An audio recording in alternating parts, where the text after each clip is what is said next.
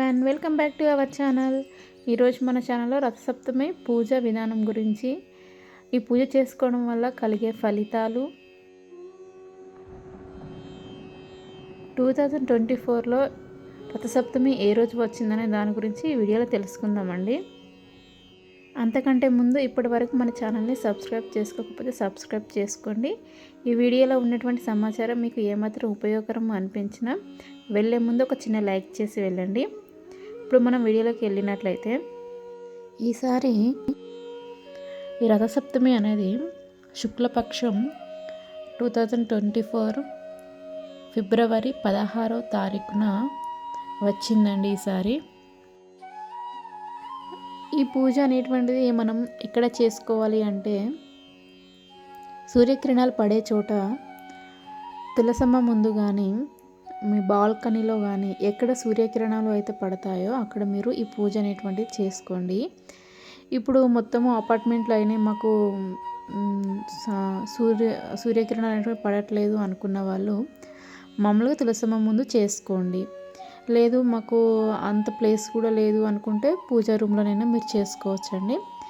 కానీ సూర్యకిరణాలు పడే చోట చేసుకుంటే మనకు రిజల్ట్ అనేటువంటిది చాలా త్వరగా కనిపిస్తుందండి.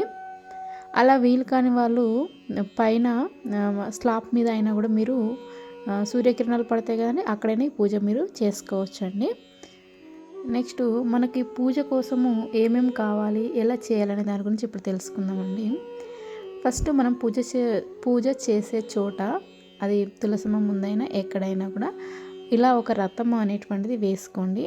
మీరు ఏ రకంగా వేసుకున్నా పర్లేదు, కానీ రథం మాత్రము మీరు వేసుకొని అందులో సూర్యుని రూపం వచ్చే విధంగా చిన్న ముగ్గు అయితే వేసుకొని పసుపు కుంకుమలతోటి ఆ ముగ్గును నింపుకోండి. కలర్స్ వీలైతే కలర్స్ కూడా మీరు నింపుకోండి. దానిపైన కొంచెం జవ్వాది పౌడర్ చల్లుకోండి. తర్వాత పూజకు కావలసినవి చిక్కుడు కాయలు, ఆకులు, చిక్కుడు ఆకులు, ఫ్లవర్సు, పసుపు కుంకుమ, గంధము, సూర్యముఖము, ఇంకా జిల్లేడు పువ్వులు, జిల్లేడు ఆకులు అనేటువంటివి ఇక్కడ చాలా మనకి పూజకు అవసరం అండి. ఖచ్చితంగా మీకు వీలైతే జిల్లేడు పువ్వులు, ఆకులు, చిక్కుడు ఆకులు అయితే తీసుకొచ్చుకోండి. అవి వీలు పడని, అవి దొరకని సమయంలో మీరు తమలపాకులను వాడుకోవచ్చండి ఈ పూజ కోసము.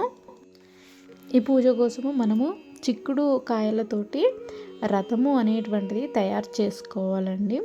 అది ఎలా తయారు చేసుకోవాలనేది నేను ఇంకొక వీడియోలో మీకు పెడతానండి. ఇప్పుడైతే పూజా విధానం మనం చూద్దాము. చిక్కుడు కాయలతోటి రథము అనేటువంటి తయారు చేసుకొని ఒక ప్లేట్లో ఆ రథాన్ని పెట్టుకొని ఈ రథము పెట్టినటువంటి ప్లేట్ని ముగ్గు మీద పెట్టాలి అండి.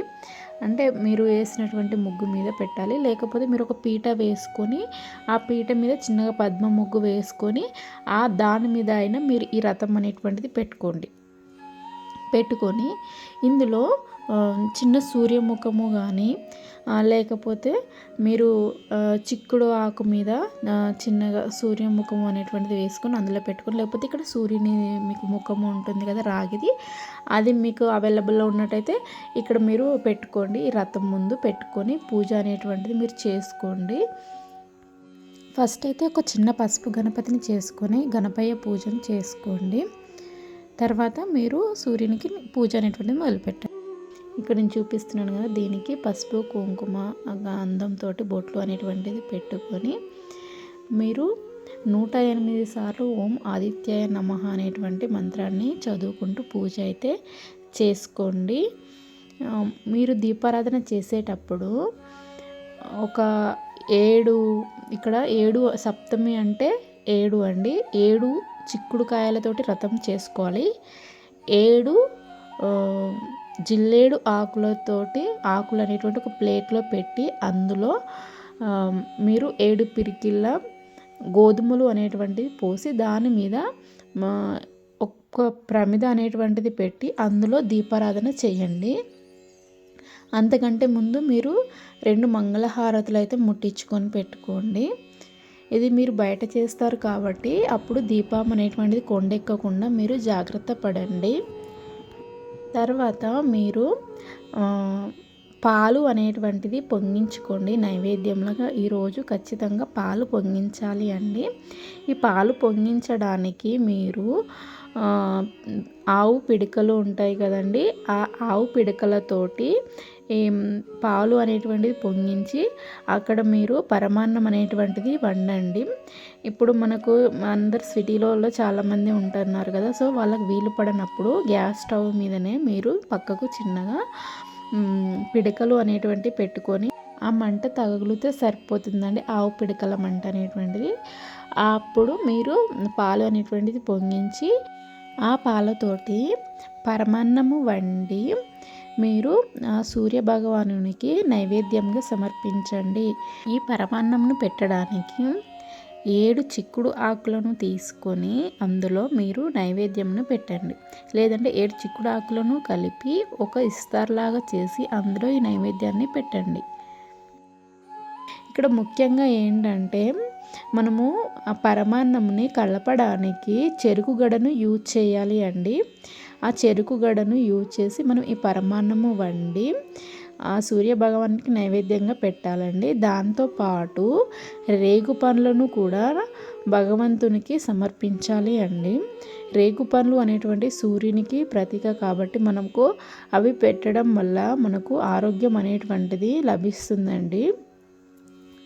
ఇంకా మీరు స్నానం చేసేటప్పుడు మార్నింగ్ ఒక 7 జిల్లేడు ఆకులు 7 రేగు పండ్లు అనేటువంటివి మీ తల మీద పెట్టుకొని మీరు స్నానము అనేటువంటి చేయండి. లేకపోతే మీరు స్నానం చేసుకున్న వాటర్లో కానీ ఇవి వేసుకొని స్నానం అనేటువంటిది చేయండి. సూర్యోదయానికంటే ముందే స్నానం అనేటువంటిది కంప్లీట్ అవ్వాలండి.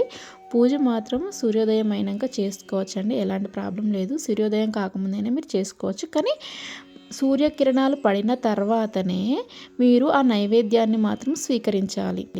అలాగే ఈరోజు మార్నింగ్ అండ్ ఈవినింగ్ ఆదిత్య హృదయము అనేటువంటిది మీరు చదువుకోండి తప్పకుండా. ఈ పూజ చేయడం వల్ల కలిగే ఫలితాలు ఏమిటి అంటే ఇంట్లో అందరికీ ఆయురారోగ్యాలు కలుగుతాయండి. సూర్య భగవాన్ని పూజించడం వల్ల ఎలాంటి అనారోగ్య సమస్యలైనా ఖచ్చితంగా తీరిపోతాయండి. సూర్యభగవానికి అర్ఘ్యం కూడా సమర్పించండి. దీనివల్ల కూడా మీరు ఈ పూజ చేయలేని వాళ్ళు ఏదైనా ఇప్పుడు ఈసారి రథసప్తమికి మీకు వీలు పడలేదు అనుకోండి, నెక్స్ట్ వచ్చేటువంటి శుక్లపక్షంలో వచ్చేటువంటి ఆదివారం రోజు ఈ పూజ అనేటువంటిది మీరు చేసుకోవచ్చు. సప్తమి రోజు అయినా చేసుకోవచ్చు, లేదా ఏదైనా ఆదివారం రోజైనా ఈ పూజ మీరు చేసుకోవచ్చండి. అర్ఘ్యం అనేటువంటిది ఏ విధంగా సమర్పించాలి అనేటువంటిది కూడా నేను ఇంకొక వీడియోలో మీకు చెప్తానండి పూర్తిగా. ఈరోజు మాత్రం ఖచ్చితంగా రాగి చెంబులో అర్ఘ్యం అయితే సమర్పించండి సూర్యభగవానునికి. ఇప్పుడు కొంతమంది పూజ చేసుకోవడం వీలు పడదు కదండి, అలాంటి వాళ్ళు మీరు ప్రతిరోజు ఇంట్లో పూజ అయితే చేసుకుంటారు కదా, ప్రతిరోజు కాకపోయినా వారానికి ఒకసారి కొంతమంది చేసుకునే వాళ్ళు ఉంటారు, 2 డేస్కి ఒకసారి, వీక్లీ 3 టైమ్స్ అని అట్లా చేసుకునే వాళ్ళు ఉంటారు కదండి.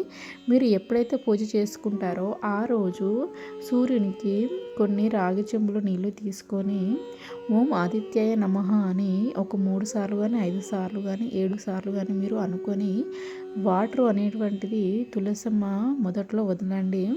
ఖచ్చితంగా మీకున్న అనారోగ్య సమస్యలు అయితే తగ్గిపోతాయండి. మీరు ఒక్కసారి పూజ చేసిన తర్వాత మీకే అర్థమవుతుందండి ఎంత ఆరోగ్యం అయితే బాగుంటుందనేది.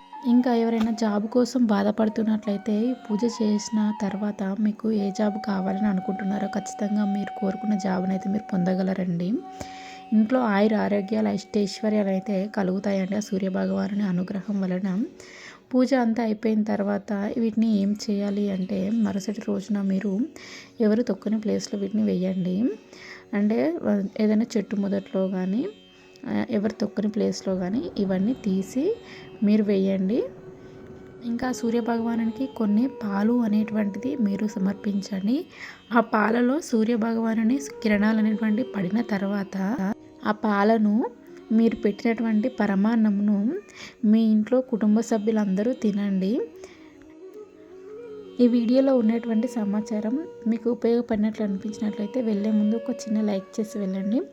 మరొక మంచి వీడియోతో మళ్ళీ కలుద్దామండి. ఏమైనా డౌట్ ఉన్నట్లయితే కామెంట్ సెక్షన్లో అడగండి. Thank you for watching.